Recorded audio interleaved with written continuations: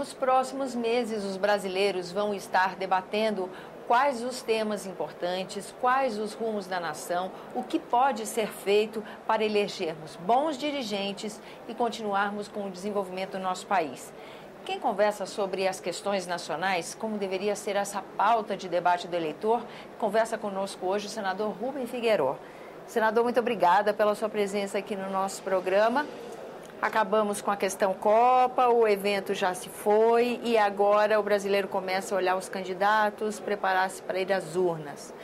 O que o senhor acha que acontece nesse debate político que a gente vai enfrentar nos próximos meses, senador? É um processo essencialmente democrático. É a oportunidade que o eleitor, o povo em si, tem para manifestar os seus sentimentos, as suas reivindicações, as suas aspirações. E eu considero que o povo hoje está muito mais amadurecido nas suas concepções políticas e partidárias. E ele vai manifestar-se agora. Há uma onda de mudanças, não é? Mas não se definiu ainda qual é o caminho que se deve tomar para chegar a essa meta optada da mudança. Isso vai começar agora, com a campanha eleitoral, não é?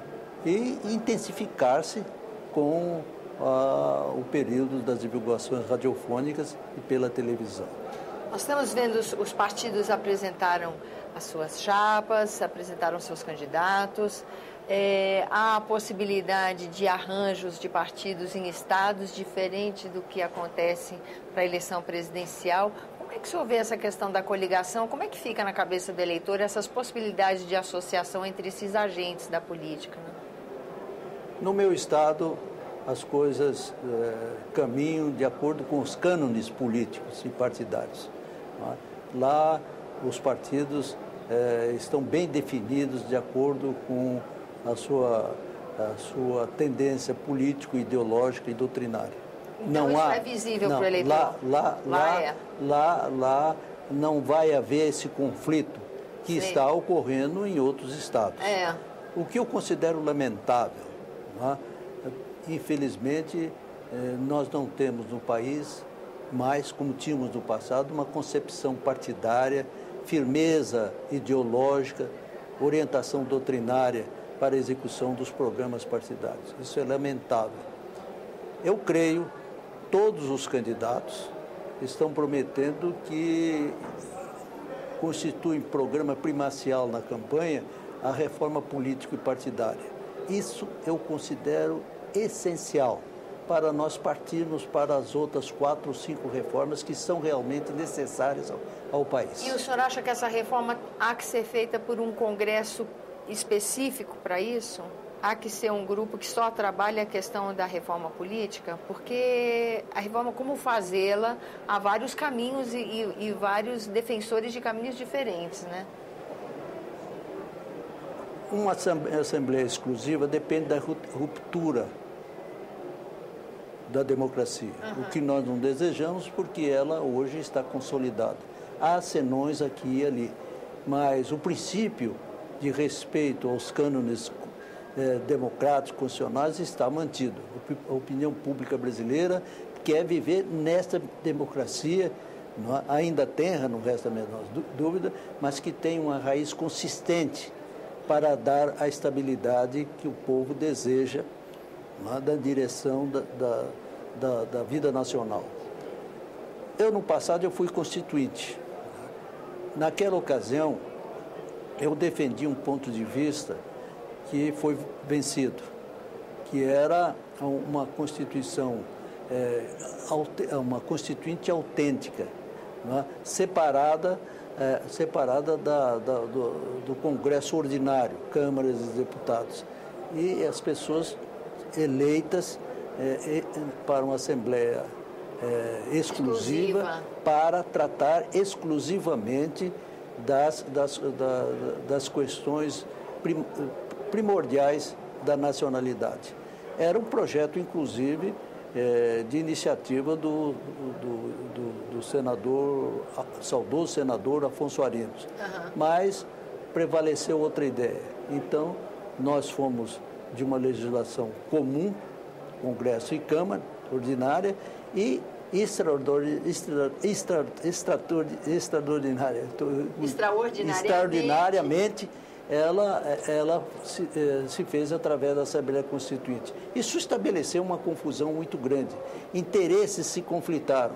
O resultado é que nós partimos para uma ideia parlamentarista e, no final, ficamos num misto entre presidencialismo e parlamentarismo, e o resultado é uma mistura que nós não entendemos qual é agora. Não é? E que gera uma interferência muito grande do Poder Executivo no Congresso, em função da possibilidade das medidas provisórias, não é? Pois é.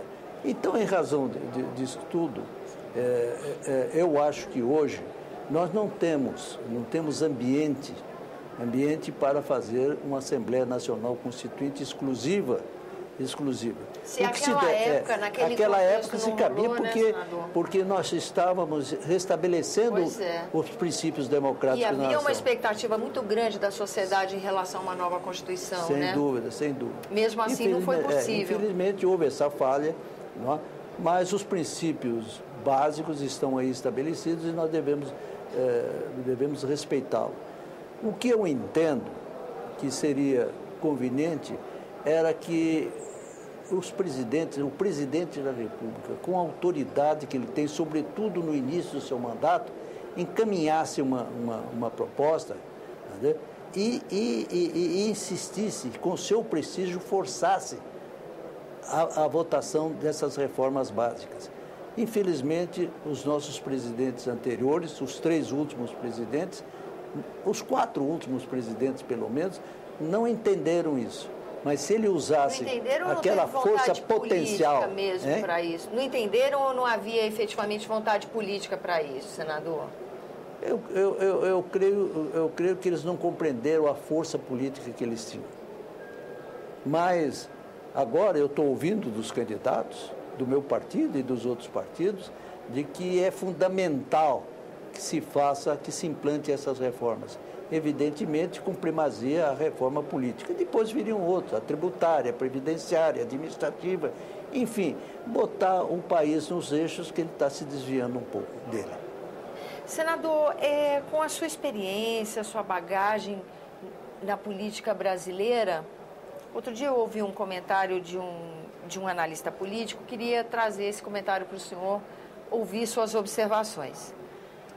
É certo que cada candidato, por exemplo, à presidência da República, tem o seu projeto de nação, tem as suas propostas, mas uma coisa é certa: todas essas propostas e projetos que qualquer candidato que vença essa disputa tenha, a hora que chega na convivência com um partido importante e presente como o PMDB, tudo há que ser negociado novamente.